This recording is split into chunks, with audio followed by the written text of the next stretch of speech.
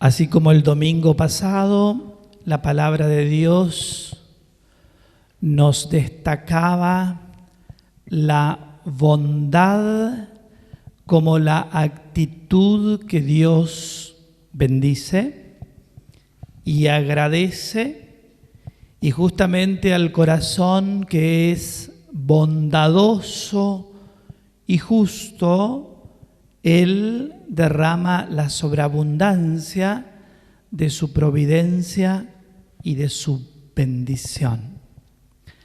La bondad, por tanto, era la característica que la palabra de Dios destacaba como una acción que Él espera del hombre para poder bendecirlo. Y este domingo diríamos que la palabra de Dios nos lleva a meditar sobre la humildad como la virtud que ha de caracterizar el corazón de aquella persona que decide obedecer a Dios y seguir sus instrucciones. La humildad que se opone a todo comportamiento que se pretenda arrogante, soberbio, que pretende imponerse de algún modo. La humildad se destaca como ese comportamiento verdaderamente noble y que entonces va como adornando las actitudes de la persona con sentimientos que son muy nobles y que están caracterizados por la humildad. En la primera lectura se nos ilustra este rey que viene no montado en un caballo brioso, de alguna manera anticipando esa imagen que todos tenemos delante y que es la entrada triunfal del Rey de Reyes a Jerusalén, montado sobre un burro. La imagen que nos ofrece la palabra de Dios es este rey va a ingresar montado en un borrico, contradiciendo la imagen de esos generales o emperadores poderosos que entraban montados en caballos omnipotentes para manifestar de alguna manera su poder. Este rey es de otra índole, es de otra característica. Y por eso es que la imagen misma que nos anticipa la venida del Hijo de Dios al mundo es una imagen que adquiere fuerza no por los ejércitos, no por la grandeza, no por la ostentación, sino por la humildad.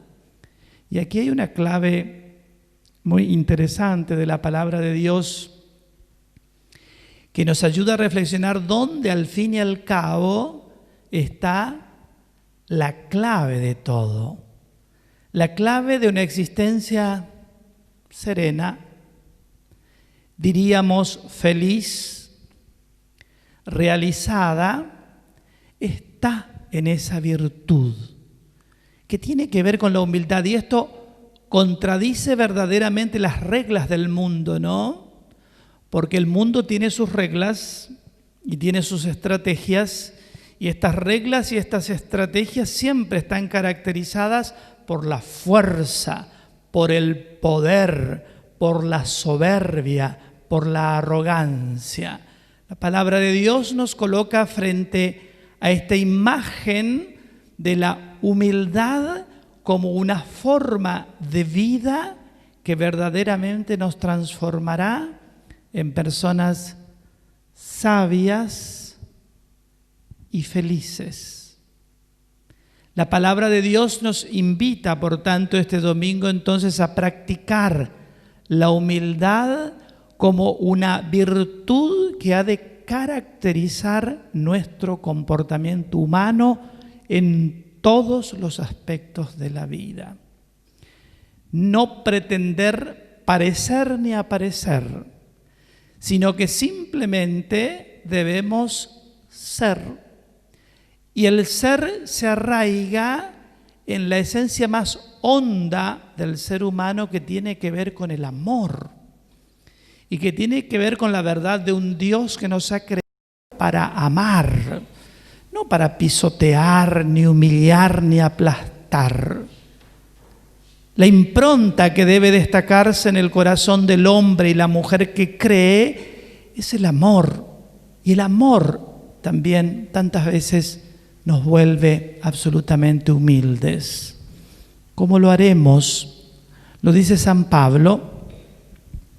San Pablo en la segunda lectura habla de estas dos realidades que acompañan ciertamente el caminar de la vida de cualquier ser humano y que tiene que ver con esa pugna, con esa lucha que San Pablo llama la ley de la carne y la ley del espíritu. La ley de la carne estaría representada por todos aquellos seres humanos que no adhieren al proyecto salvífico de Dios y entonces están gobernados por la instintividad, están gobernados por la carne, están gobernados por las pasiones, no trascienden la materialidad y entonces, como normalmente las personas que no tienen fe y que no adhieren a Dios y a su palabra, no creen tampoco en la resurrección ni en la vida eterna, viven en el mundo como si el mundo, digamos, fuera todo lo que el ser humano tiene. Como si esta vida terrenal, dice el texto bíblico que el más robusto vive hasta 80, como si esta vida terrenal fuera lo único que nosotros tuviéramos. Y no, nosotros sabemos que tenemos dentro nuestro una luz que es eterna y que aunque el cuerpo perezca, esa realidad espiritual llamada alma permanece, es indestructible. Y por eso es que San Pablo nos invita a que nosotros fortalezcamos cada vez más la ley del Espíritu que está inscrita en nosotros. Esa ley del Espíritu que se contrapone a la ley de la carne y que entonces de nuevo volvemos al mismo lenguaje de la palabra de Dios que nos dice: la ley del Espíritu es ley de bondad, es ley de humildad, es ley de servicio, es ley de compasión, es ley de misericordia, es ley de ternura, es ley de paz, es ley de unidad, es ley de justicia. Un hombre y una mujer animados por la ley del Espíritu se esforzarán por comportarse según estos principios que nos viene entonces de esa ley del Espíritu que claramente entonces nos vuelve seres humanos luminosos, iluminados justamente por esa realidad eterna que vive en nosotros y que es el Espíritu Santo, que vive en nuestras almas y que nos hace entonces indestructibles. Por eso es que todo el camino del ser humano a lo largo de su existencia terrenal será ir superando cada día más su corporeidad material para que prevalezca la realidad espiritual. Sería como ir aniquilando la materia para que prevalezca el espíritu. Eso es lo que San Pablo llama la lucha del bien contra el mal. Y lo describe en estos términos San Pablo, ¿no? Como una pelea. Él dice: realmente siento que en mí habitan dos que están en pugna. Uno que me induce a hacer el bien y el otro que me induce a hacer el mal. ¿Ven? Ahí está esa lucha que plantea San Pablo entre la carne y el espíritu. Es una lucha, es una pugna, es un combate. Hay que luchar.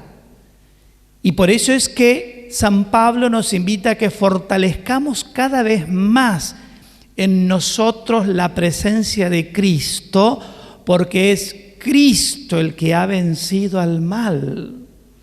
Y cuanto más preponderancia tenga Cristo en nuestras vidas, más fuertes, más vencedores. Estaremos como acorazados, ¿no?, por una fuerza sobrenatural que nos ayudará a vencer siempre y en toda circunstancia el mal que quiere gobernarnos. Y por eso es entonces que San Pablo nos invita a vivir nuestra condición de cristianos verdaderamente. Que no seamos cristianos de segunda, tercera o cuarta clase, sino que seamos cristianos de verdad, arraigando en nuestro corazón y en nuestros sentimientos los valores y las verdades de Cristo para que podamos fructificar en todo tipo de obras buenas.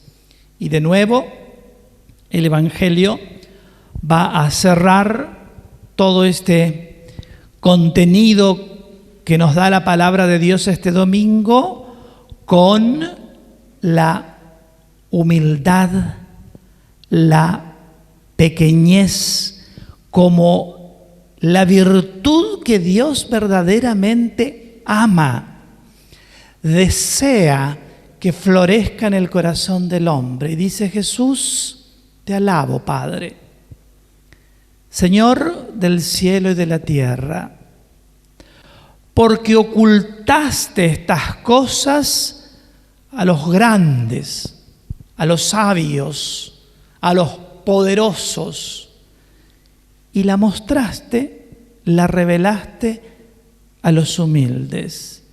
Jesús estaba conmovido porque tenía delante de sí pobres, seres absolutamente ante los ojos de la sociedad inútiles, discapacitados. Eran pescadores, era gente sin instrucción, no sabían ni leer ni escribir. Y lo escuchaban y entendían su mensaje, lo comprendían. Entonces Jesús frente a eso se conmueve y entonces destaca justamente la virtud y el valor que Dios ama en el ser humano, la humildad, la pequeñez, ¿no?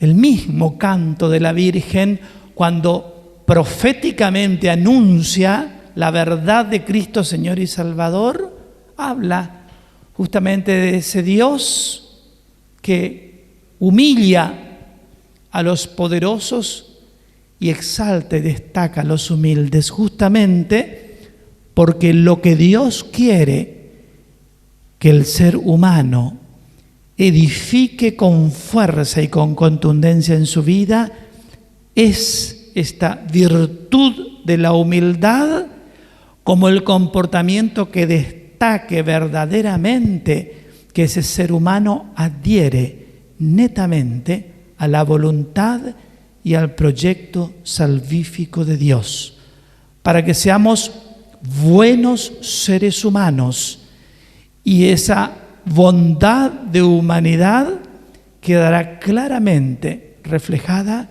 en un corazón humilde, en un corazón noble que se empequeñece justamente para mostrar en su vida que cree en Dios y que vive en función de esa palabra y de esa voluntad divina.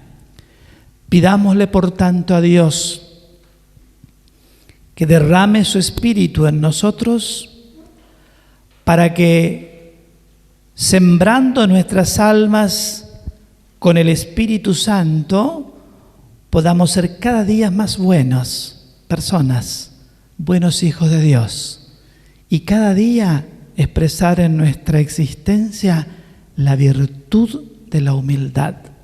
Que así sea.